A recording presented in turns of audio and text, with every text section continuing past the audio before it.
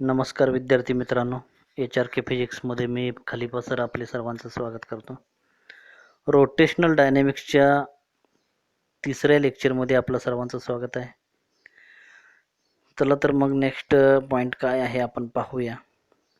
Non uniform circular motion. Non uniform म्हणजे ज्या circular मोशनची velocity ही constant नाही, एक समान नाही. When a fan is switched on, आता या ठिकाणी एक्झाम्पल दिलेलं आहे. टेक्स्ट बुक मधलं एक्झाम्पल आहे. When a fan is switched on or off,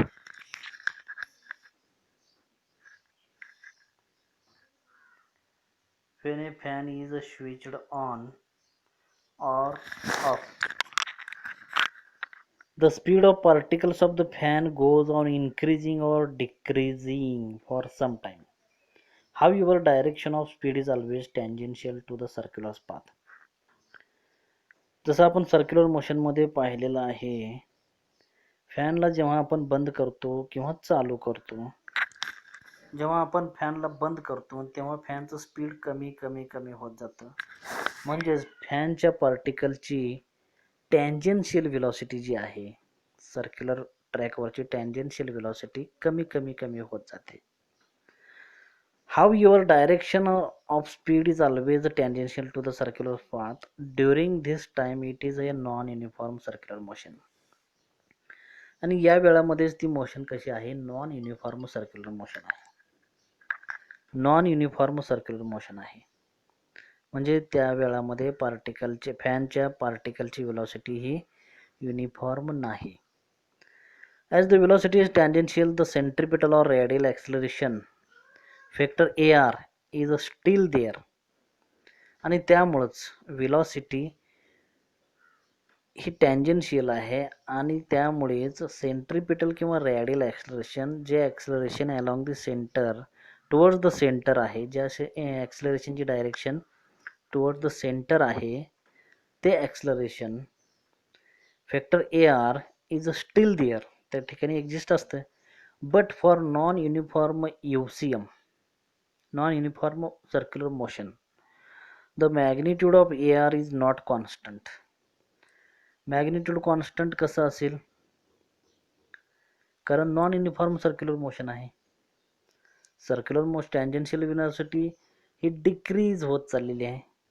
acceleration म्हणजे काय म्हणतो आपण, rate of change of velocity. मग व्हेलॉसिटी डिक्रीज होत चाललेली आहे, तर AR फॅक्टर AR म्हणजेच रॅडियल ॲक्सलरेशन ही सुद्धा कॉन्स्टंट असणार नाही. The acceleration responsible for changing magnitude of velocity is always directed opposite to the velocity. Hence, always tangential. It is called as a tangential acceleration factor AT. दोन प्रकारचे acceleration आहेत. एक along the centre आहे, toward the centre आहे, along the radius toward the centre. दुसरं व्हेलॉसिटीला oppose करणारं जे tangential velocity आहे, tangential acceleration आहे. Hence, always tangentially, it is also called as a tangential acceleration factor AT. As the tangential velocity is changing, the corresponding angular velocity also changing. Therefore, factor alpha is equal to d omega upon dt. For increasing speed, alpha is along the direction of factor omega. For decreasing speed, the direction of factor alpha is opposite to the that of factor omega. Next diagram मध्ये आपल्याला clear होईल. बघा या ठिकाणी diagram मध्ये आपल्याला दिसतंय, particle is moving in anti clockwise sense. Angular velocity, direction of angular velocity is same with the angular acceleration. That means the velocity is increasing. If the particle velocity is increasing in non-uniform circular motion, then direction of angular acceleration is same as that of direction of angular velocity. If the direction of second diagram बघा, if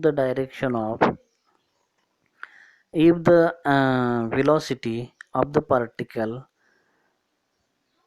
performing circular motion is decreasing at that time, the direction of angular acceleration vector alpha is in opposite direction with the direction of angular velocity.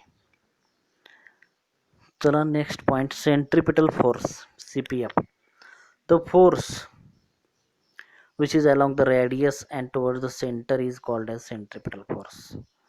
We know centripetal force is equal to mass into centripetal acceleration.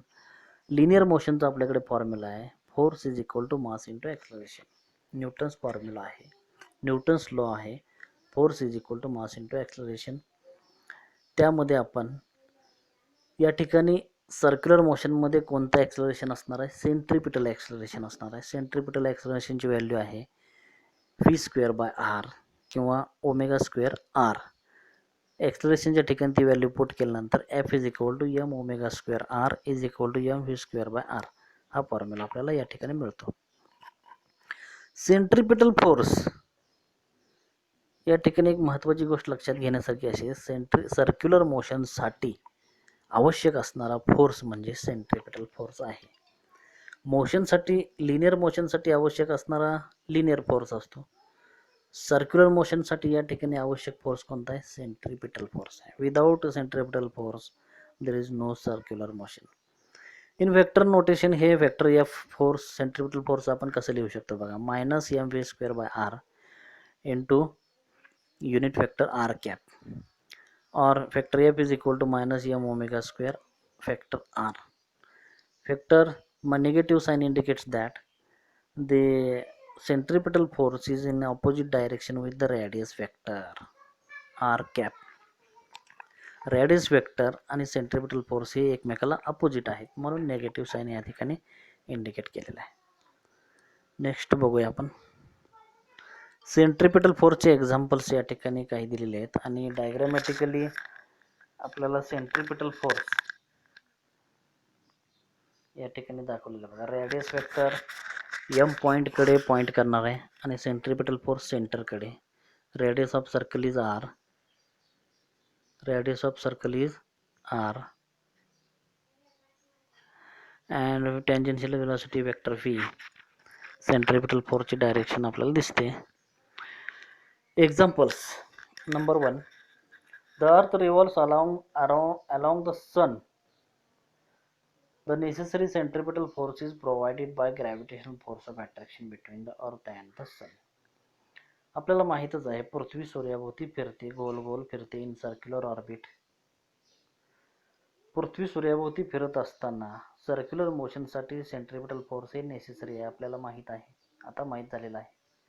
मग पृथ्वीला centripetal force कोण provide करत आहे, तर पृथ्वी आणि सूर्यामध्ये जे gravitational force आहे ते ग्रॅव्हिटेशनल फोर्स हे सेंट्रिपिटल फोर्समध्ये कन्वर्ट होतं आणि ते सेंट्रिपिटल फोर्सला मेंटेन करत असतं.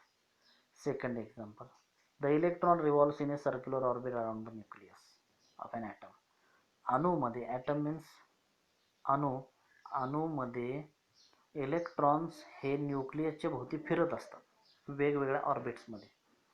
मग इलेक्ट्रॉनची मोशन, सर्क्युलर मोशन हे कोण करते, मेंटेन कोण करते, circular motion is maintained by the centripetal force. We know that this necessary centripetal force for the circular motion of electron is provided by electrostatic force of attraction between positively charged nucleus and negatively charged electrons.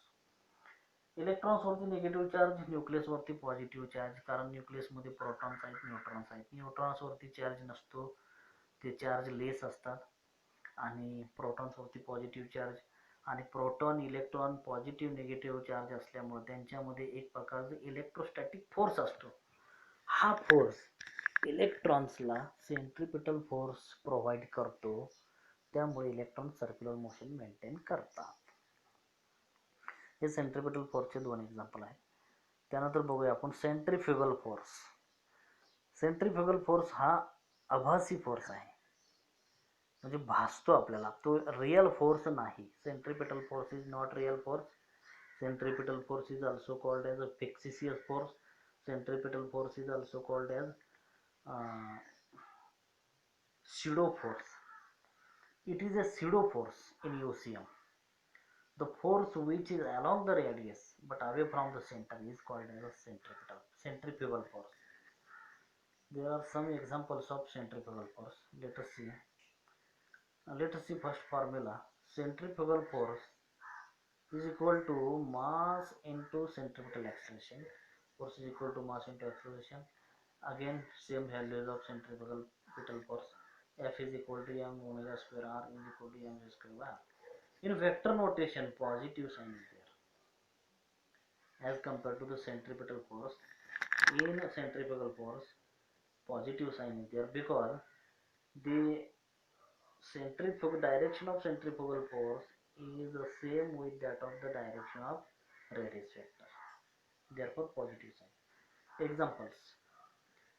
We know our daily common experience.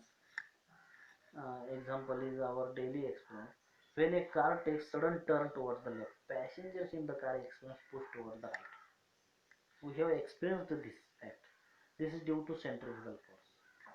The children sitting in merry-go-round experience an outward push to the right. This is due to centrifugal force. Okay. So today we have seen the non-uniform circular motion, centripetal force, formula of centripetal force, examples, centrifugal force, formula of centrifugal force, and examples. So ज्या विद्यार्थ्यांनी आपलं YouTube channel subscribe केलं नसेल त्याने कृपया चरके फिरेज चॅनलला subscribe करा आणि बेल आयकॉनवर क्लिक करा, लाईक करा, शेअर करा. धन्यवाद.